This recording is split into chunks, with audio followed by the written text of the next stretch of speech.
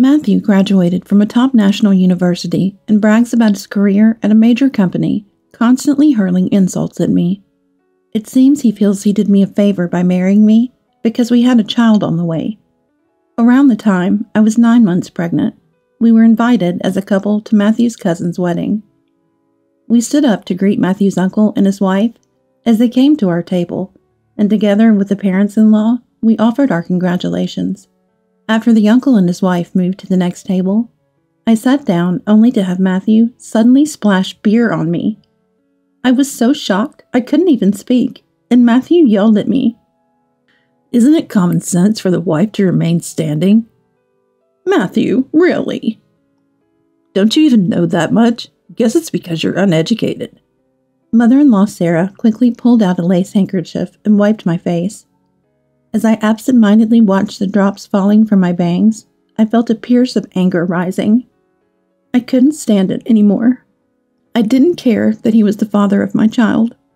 I decided to reveal various things in front of the relatives and hurt his unnecessarily high pride. I'm Dorothy, 42 years old. I met Matthew through work, and he was as charming as an actor. He was competent and considerate, and his gentle, calm manner of speaking was pleasing to the ear. After I developed a good impression of him, he asked me out, and I immediately said yes. A year later, after several days of feeling unwell, I took a pregnancy test, and it came back positive. Since we were dating with marriage in mind, I thought Matthew would be happy to hear the news. Instead, he frowned and answered indifferently, "Do you want to get married? Okay, then." There was no proposal, and I felt secretly disappointed. Considering my condition, we decided against a grand wedding, and instead greeted each other's families before registering our marriage at the city hall and starting our life together. Though we were newlyweds, neither of us was young, and with my morning sickness, I had no expectations for a lovey-dovey life. However, I was still taken aback by how different our lives turned out to be. Matthew, who had passed the entrance exams to one of the top universities in the country and graduated straight through, was always full of confidence, partly due to his good looks. "I want you to quit your job and dedicate yourself to the home. My salary should be more than enough for us, right?" Before we married, he said this, so I resigned. Or rather, my morning sickness was so bad at the time, I didn't believe I could balance both work and home life.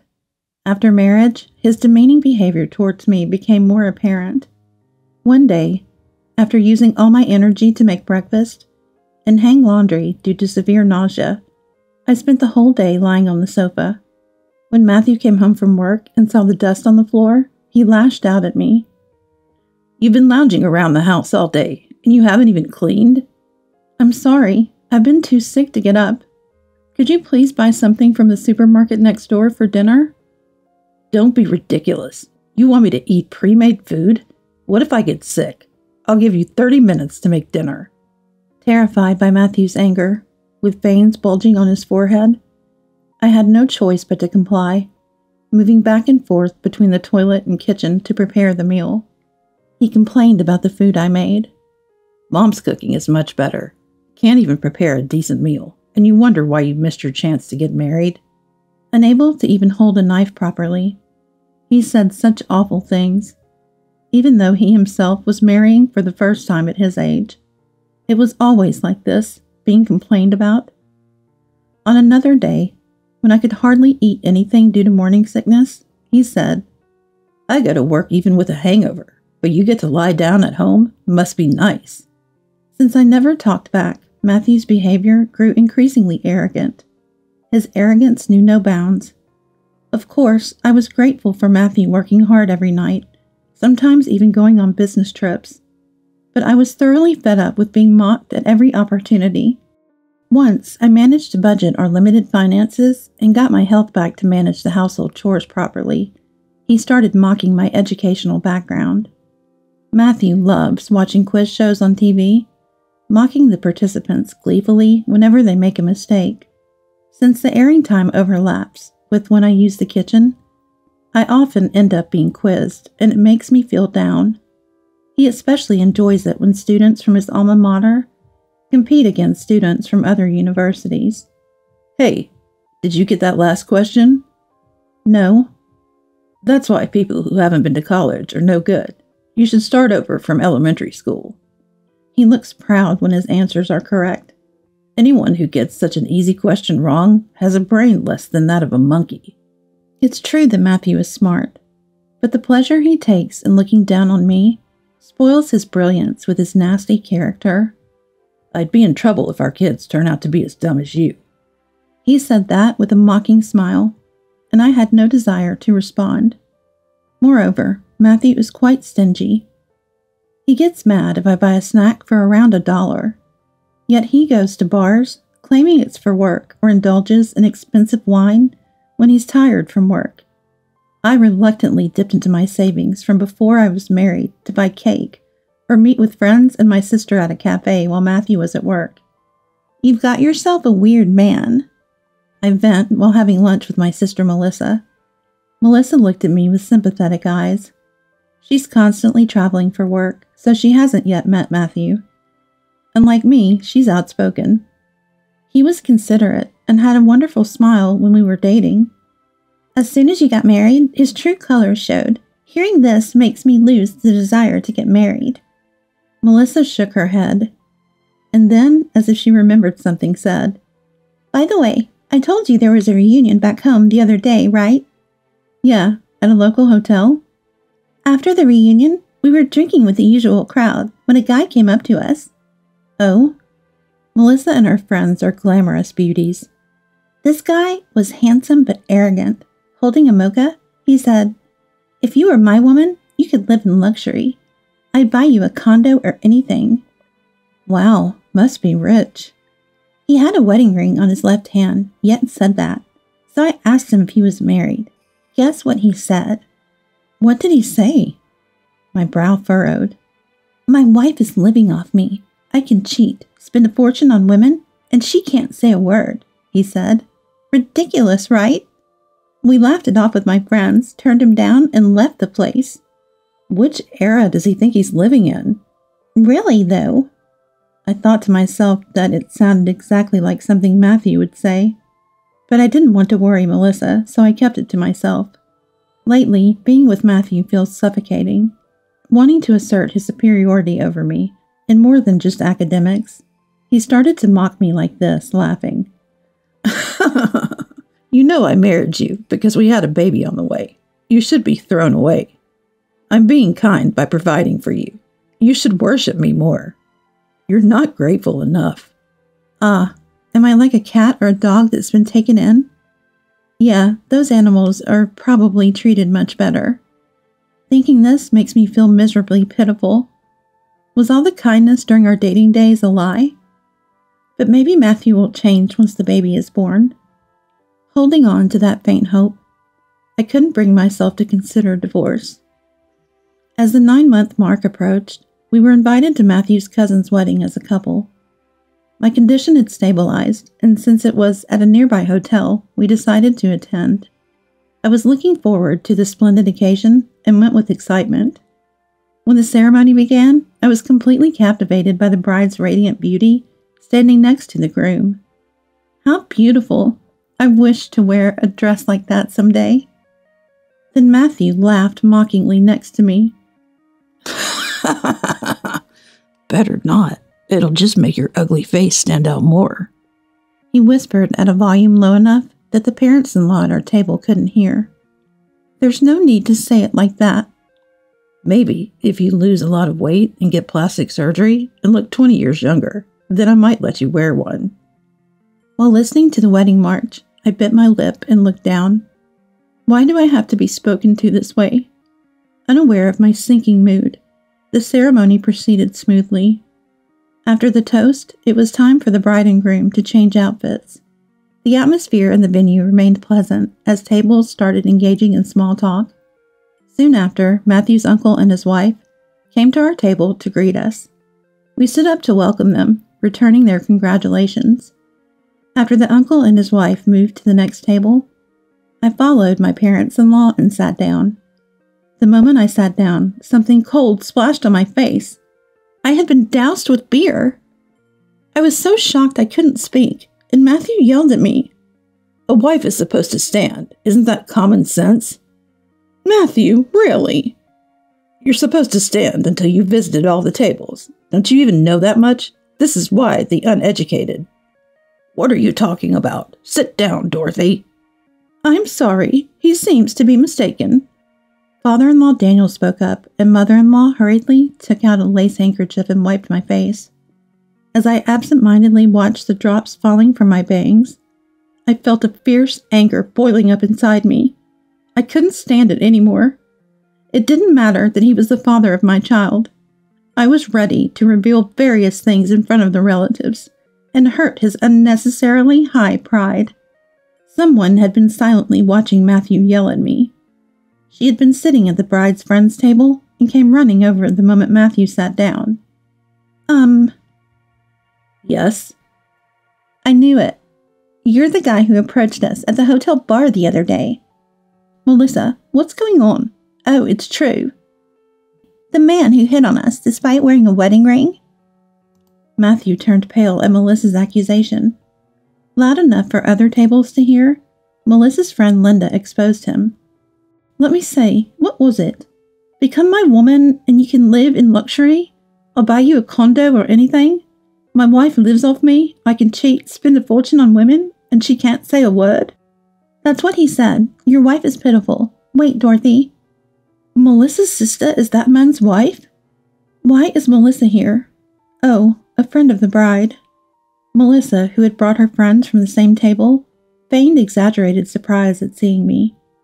Though it was all an act, it shocked Matthew, so everything was going according to plan. The parents-in-law looked bewildered, comparing Melissa and her friends with Matthew. Did you hit on women even though you're married? Come on, Dad, don't believe their nonsense. Matthew, sweating profusely, tried to make excuses. It's hard to ignore this. My sister and her friends are lying. I confronted Matthew. If you think it's a lie, shall we check the date and time? It matches exactly with when you were away on a business trip. Matthew's face contorted at the date and time mentioned by Melissa and her friends. It was indeed when Matthew was away on a business trip. This man is incredibly stingy, gives me hardly any living expenses, even though he works at a big company and earns a good salary. And he's about to be a father, but only thinks about his own enjoyment. Even if he's handsome, it's despicable. Laughed at by Melissa's friends, Matthew turned red and looked down. My parents-in-law looked at Matthew with dismay. Matthew, what are you doing as the head of the family? Don't embarrass us. It's not like that, Mom. Dorothy, do something. What do you want me to do? Melissa and her friends are just stating the facts. I coldly dismissed him, and Matthew's eyes bulged with rage. If you say it's the truth, then show me the proof. Did you record my words or something? You didn't. At his words, Melissa's friends fell silent. After watching them quietly return to their table, Matthew glared at me. So, you were planning to embarrass me with your sister? Setting up that woman at the hotel I was staying at during my business trip? How can I possibly do that when I don't even know which hotel you would be staying at? It's you, isn't it? You must have checked. Fine. Remember this when we get home. As the bride and groom made their re-entry, I ignored Matthew's words and focused on the newlyweds. It was time for the bride and groom to visit the guest tables. They were supposed to perform the candle service, lighting candles. Suddenly, I noticed Matthew, who had been exploding in anger, now laughing as he gazed at the bride. The bride, Patricia, unnaturally turned her face away from Matthew. As they were leaving, Matthew inexplicably moved his glass of beer closer to the bride, Patricia, and spilled beer on her dress. Sorry, my hand slipped. Matthew, really? This is troubling. It's a rental. The bride lamented, to which Matthew quickly offered.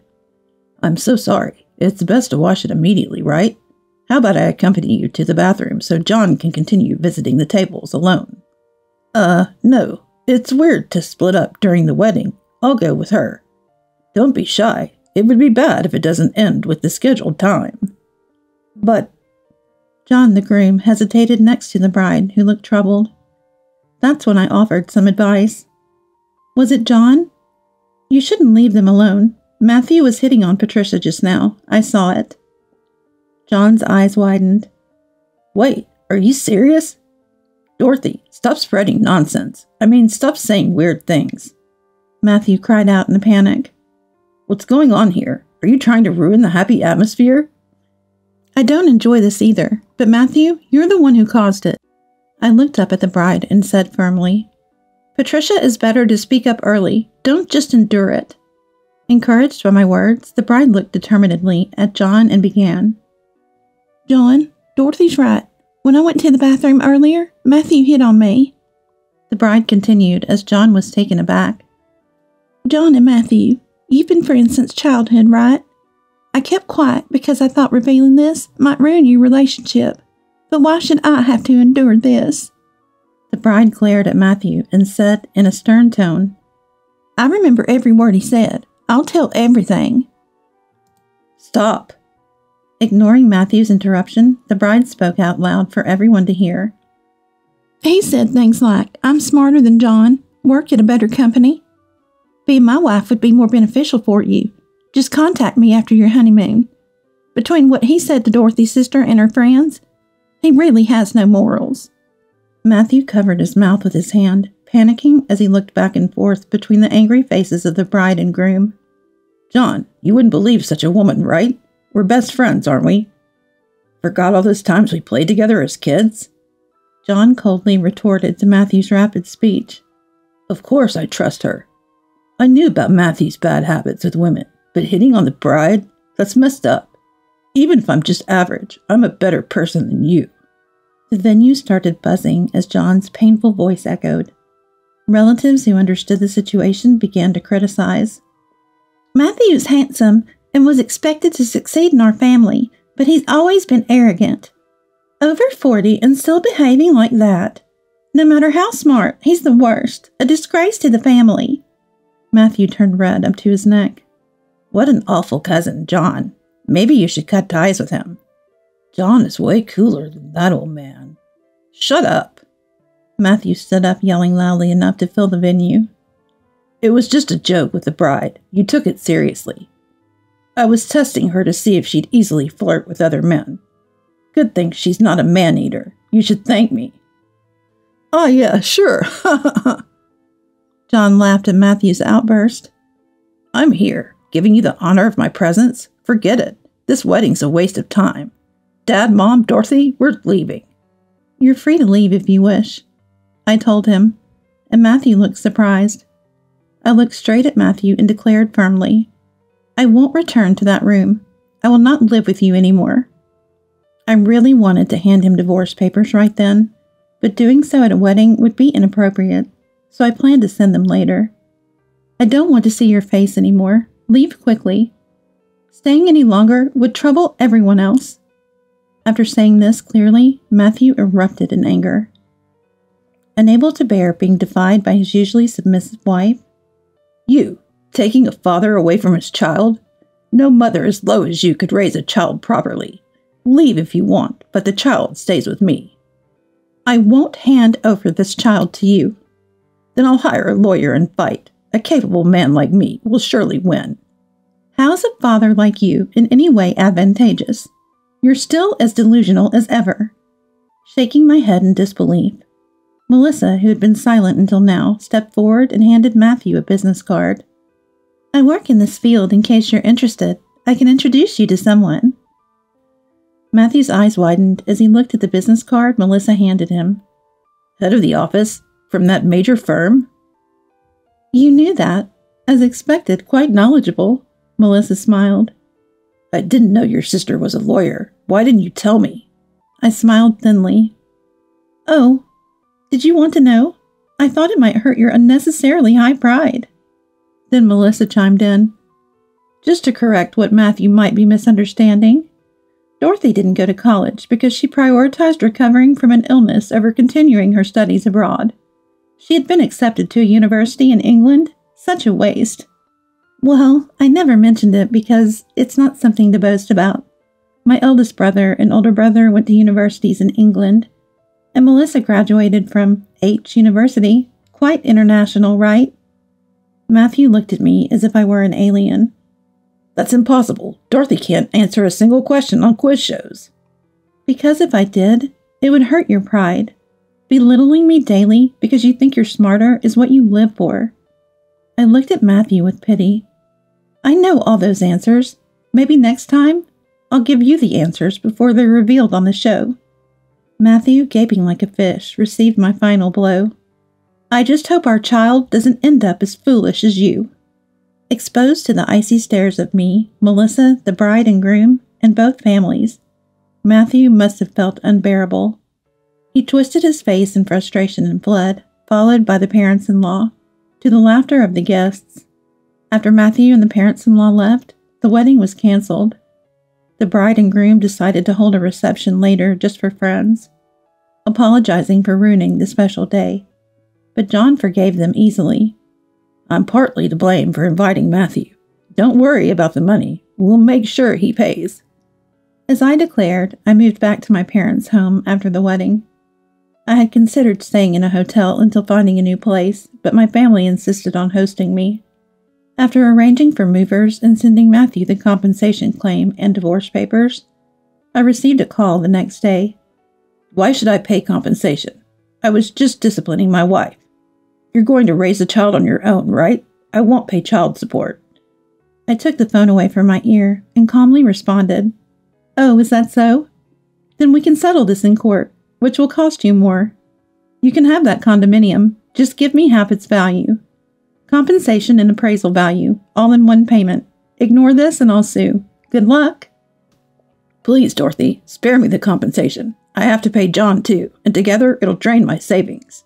I was fed up with Matthew's pathetic voice. You made me save so much, yet you're saying your savings will vanish due to compensation? Perhaps you spent it on other women. Matthew fell silent. I hit the nail on the head. I wasn't even angry. I had set up the compensation high, anticipating this. Eventually, Matthew gave in and transferred the compensation to my account. Later, I heard from a friend that a coworker of Matthew's attended the wedding and spread the word about his actions at the company. Losing his boss's trust, Matthew was transferred to a less significant department, and his salary was significantly cut. Though he was popular among female coworkers for his work, he lost his appeal the moment he veered off the elite track. Matthew's confidence plummeted, and he quickly aged. Once handsome, he now looked pitiful with disheveled, graying hair and a sagging suit.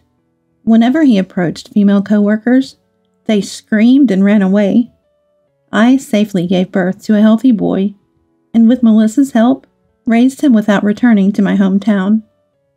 We moved to the condominium bought with the compensation, and I started working at Melissa's office while my child attended a child care center. So far, child support has been promptly deposited every month. I threatened to garnish his wages if he defaulted, which seemed effective. Next time, I hope to find someone far better than Matthew, who will adore my child. Without a father, I plan to pour twice the love into raising my child with care.